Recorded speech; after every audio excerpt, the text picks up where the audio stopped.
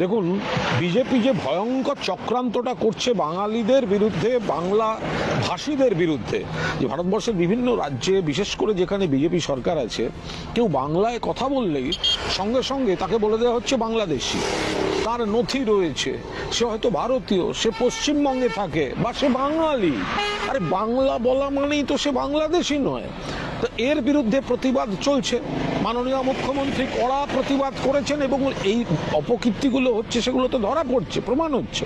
তার মধ্যে বিরোধী দলনেতা শুভেন্দু অধিকারী এর মধ্যে রোহিঙ্গা, মুসলমান ইত্যাদি এইসব দিয়ে একটা কুৎসা আরম্ভ করেছেন। আজব কথা হচ্ছে, বাংলা ভাষা নিয়ে কথা, রোহিঙ্গা মুসলমান, এখানে তো আমরা ধর্মের ভাগাভাগি করছি না।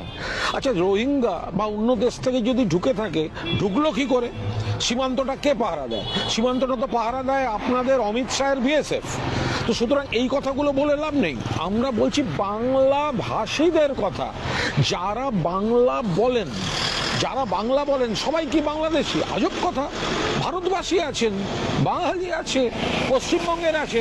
এই যেমন আসাম থেকে এনআরসি একটা নোটিশ পাঠিয়ে দিল আমাদের কোচবিহার দিনহাটার উত্তম কুমার ব্রজবাসীকে, যারা 50 বছরের বেশি সময় ধরে বাংলায় রয়েছেন। তো যত আমরা এই ভয়ঙ্কর চক্রান্ত বাঙালিদের বিরুদ্ধে আমরা সামনে আনতে যাচ্ছি, বলছে রোহিঙ্গা মুসলিম, মানে কি? এটা তো ধর্ম নিয়ে নয়, ভাষা নিয়ে হচ্ছে।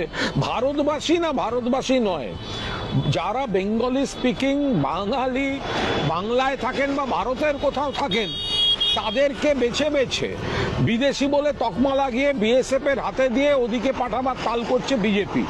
তো আমরা তখন, যার প্রতিবাদ চলছে, মুখ্যমন্ত্রী তার প্রতিবাদ করছেন, তার বিরুদ্ধে মানুষকে কনফিউজ করার জন্য রোহিঙ্গা মুসলিম এইসব আরম্ভ করেছে শুভেন্দু অধিকারী। আমরা তীব্র নিন্দা করছি। বিষয়বস্তু থেকে সরিয়ে দেওয়া হচ্ছে, বাঙালিদের বিরুদ্ধে চক্রান্ত। আর রোহিঙ্গা ঢুকে থাকলে কৈফিয়ত দেওয়ার দায়িত্ব তো আপনার আর আপনার অমিত শাহের। ফলে এই কুৎসা এবং এই চক্রান্ত, এটা কিন্তু আমরা অ্যালাউ করব না।